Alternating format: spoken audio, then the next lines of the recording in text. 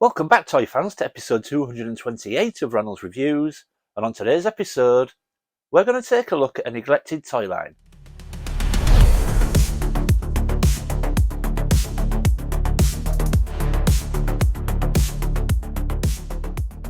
Welcome back, everyone. Now, like I said in the intro, today we are going to take a quick look at a couple of vehicles from a toy line that I feel is a little bit neglected on the channel. Now, you can see behind me that I'm a massive MOTU fan. I absolutely love Masters of the Universe. Didn't have a huge amount when I was a kid, but my cousin had a lot, and we used to go to his house a lot and play with all his Masters of the Universe toys. And I've got quite a bit of it in my collection. And as I looked around the collection room a few days ago, I realised that I don't show it that often. So today we're going to take a look at two particular vehicles in the Masters of the Universe line that I absolutely love. One being my particular favourite, and I just think they are well worth a closer look. So we're going to do that today. So let's get to it. What's that? Mighty Battleram, and I'm Evil Beastman. Yeah. He-Man, He-Man. I'm He-Man with the power of the universe on my Wind Raider. He-Man, Wind Raider set. Beastman and Battleram, each sold separately. Run from He-Man's power. Sky Sled, go! Say! He-Man, Wind Raider set. Battleram and Beastman from the Masters of the Universe collection. Each sold separately from Mattel.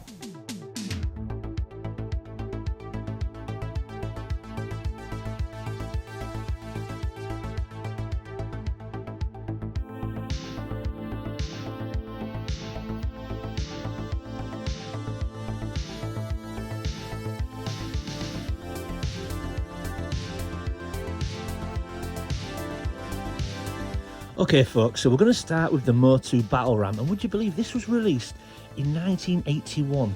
So this is like, what, 44 years old? What an amazing toy for 1981. I think it looks great. Now obviously mine is a tiny bit tatty, but the good thing about that is, as good as we want these toys to be when we collect them, we want them to be in as good a condition as possible.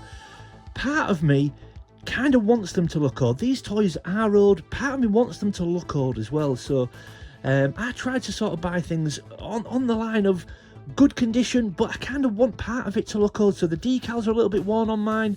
It's a little bit dusty. I've tried to clean it. It's a little bit marked here and there. I kind of want it to hit that line of good condition yet having a bit of a weathered look, because these toys are old. I kind of want them to look old, but I love the Battleram. I think it's a great vehicle, and I looked around the room the other day and I thought I need to do a video on the Battleram and on the other vehicle that I'm going to show today as well. But look at this thing. It is great. I think it looks fantastic. I love the decals. Like I say, mine are a bit worn, but I do love how they look. And then this sort, I don't know if it's a dragon's head or a griffin's head or something on the front, that I don't know if that's what it's meant to be, but it just looks great. And I just like the design. I like the way that the both wheels, or both sets of wheels, are kind of towards the back of the vehicle rather than sort of two right at the front. I kind of just like the way it works and how it sits, but I just think it's a great looking vehicle and well worth a look. So when this was released, it did come with obviously a set of instructions, and you should get 3 of these missiles. So I do have 3 missiles, but I thought no point in showing one. No need to put 3 on the screen because you only have 1 in the launcher. But the artwork on MOTU packaging was amazing as well. One of the best packaging of the 80s, if you ask me. The artwork is unbelievable. But yeah, I absolutely love this thing. So this vehicle has 2 play features. So the first one is, as you can see, it's got a missile launcher at the top, and there's a little lever here. Now I will do it actually, it's a bit lively, but hopefully I won't lose it. So if you just push this lever forward, there we go. Yep, I can see where that's landed, so that's good. I'm okay. So that was the first play feature. And the second play feature, embarrassingly, I didn't actually realise until a couple of years ago when I started collecting MOTU with a little bit of sort of dedication, that I'm not entirely sure, but I don't think the Battleram featured in the cartoon. Now I'm sure other people will jump in the comments and tell me if I'm wrong there. I don't recall it featuring in the cartoon, but what I didn't realise is the second feature is the Battleram doubled up as the Sky Sled, and the Sky Sled is something we definitely saw regularly in the vintage cartoons. So if I just nudge this bit, now I didn't realise this until a few years ago. You just nudge this, if I can do it, it's a bit snug. There we go. That's going to roll back now. And this doubles up into the Sky Sled. And what a great little extra feature. So basically this is 2 vehicles in one. And embarrassingly, like I say, I didn't realise that until only a few years ago.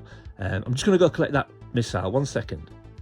Okay, there we go, folks. So the missile is back in situ now. The Sky Sled is back in. So, yeah, it's just a wicked vehicle. And I thought, you know what? This is well worth another look. Now, a couple of things to look out for if you're going to buy a Battleram. The good thing about the Battleram is, as far as vintage toys goes, it's still very cheap. You can still pick these up really cheap. Around 15 quid, 20 quid will get you one of these.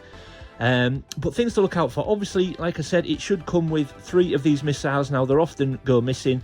So make sure you have at least 1, because then you can always sit one in the launcher on display and it will look fine. But it should come with 3.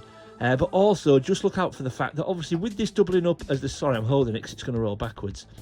As this doubles up as the Sky Sled, obviously over the time or over years where the Sky Sled has been pulled out and pushed back in, it does tend to split on the joint underneath, and mine is no different. So if you can see on the corners, at both sides, look, the plastic has got stress marks and it has actually cracked. So, and that's pretty common. You'll do well to get one without those, because obviously the Sky Sled being pulled out and pushed back in over the years, that does tend to happen. And then that means that this join often ends up loose and the Sky Sled rattles around and is very loose. However, mine is actually still quite a tight fit, which is good. But look out for that. Try to get one as good as possible, because like I say, underneath it will crack. But yeah, the Battleram is absolutely wicked. I'm really pleased to have it in my collection. But the next vehicle we're going to look at is my personal favourite. So let's go see what I'm talking about.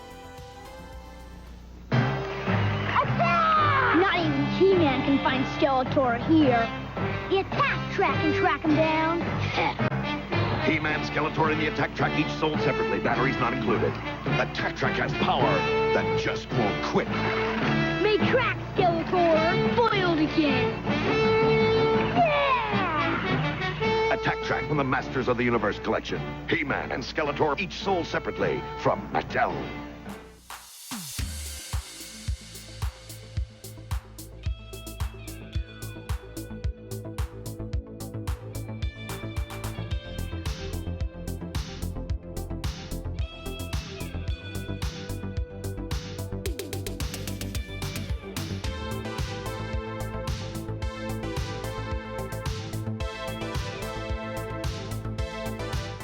There we go, folks, and the second one, and my personal favourite, is the vintage 1982 Masters of the Universe Attak Trak. I absolutely love this vehicle. I think it's wicked. I like the way it looks, I like the colour, I like its function. I just think it's fantastic, and like I said, my personal favourite. And I think mine, again, it's probably a bit better condition than my Battleram, but again, the stickers are in good condition. They do look a little bit worn here and there, and it does look obviously a little bit sort of battle weary. But I love that. Like I said, these toys are old. I want them to look old, even though I do obviously want them in good condition so I can display them. I kind of want them to look old. They tell a story. I sometimes look at these things and I wonder where they've been in their lives before they got to me, who's owned them, where they've been. I love that. So yeah, this thing is wicked. And again, the packaging, I love MOTU packaging. Now, the Battleram I showed you in a solid box. You will often see the Attak Trak in a box with a window so you can see the vehicle. Again, the artwork is fantastic, but I've got to admit, as much as I love the solid boxes, I like a window. I like to be able to see the toy. I did when I was a kid, I do now I'm an adult. But look at this thing. It's absolutely wicked. And yeah, my personal favourite Masters of the Universe vehicle. It's got holes in the cockpit there, so in the driver's seat, when you actually put a figure in the driver's seat, you can tuck the legs into that hole there, so they sit in there nice and solid, nice and snug. They don't move, and you can actually put their hands onto the sort of, would you call them handlebars? I don't know. So figures sit really nice in this as well, and nice and secure, because obviously when the Battleram's moving, they need to make sure they stay put. But this is great. But the one thing I love about this vehicle is when you look at it and you think, well, with the oblong wheels, this shouldn't work. It shouldn't move. It shouldn't move smoothly. Yet it does. It's wicked. The way it's designed and its function is so good. And I'm very, very fortunate that mine works. The mechanism works, and it just works great. I'll put some images on the screen now. I did go into the back garden and just get it going. And I just think the way it moves, I just think it's so unique. You know, when I try and think about vintage toys, it's such a unique function. You look at it, like I said, and you think it shouldn't roll properly, but it is so unique in the way it does it. And yeah, this is my personal favourite. Absolutely love it.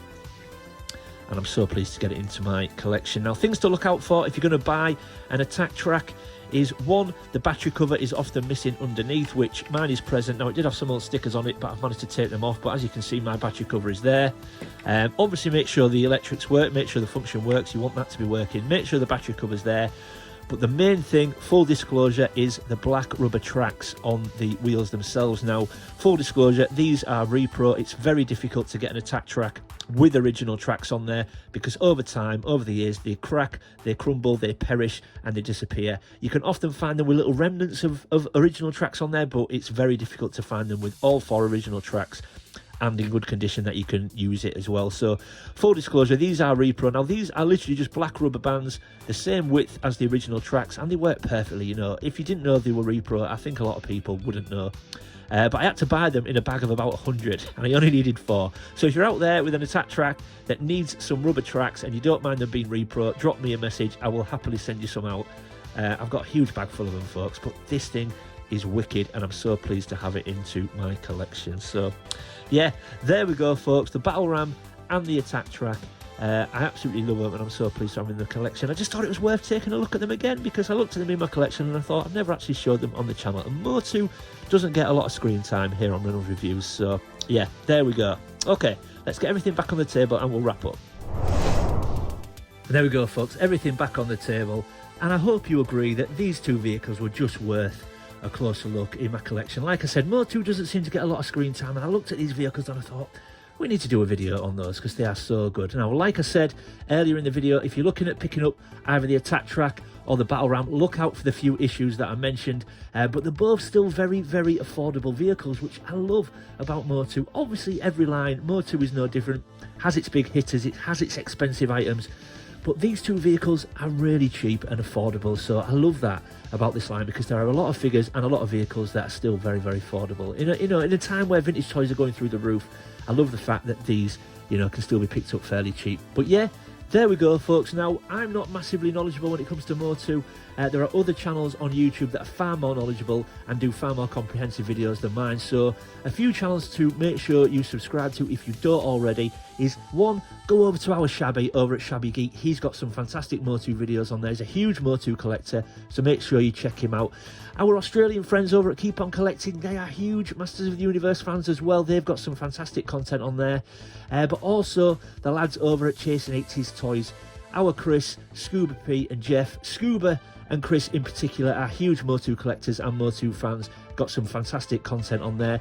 I recommend our Scuba Pete's video on the differences between the Eternia playset, the original Eternia playset, and the modern version. Make sure you check that video out. Fantastic and very funny as well. But yeah, there we go, folks. Hope you enjoyed it. If you're new to the channel, thanks for stopping by and giving me a shot. I hope you consider leaving a like and subscribing. And if one of my existing viewers and existing subscribers, thank you for sticking with me, folks. I do appreciate it. Leave any comments or questions in the comment section below. I always try to read everyone's comments and get back to everybody. And as always, keep collecting. I'll see you next time.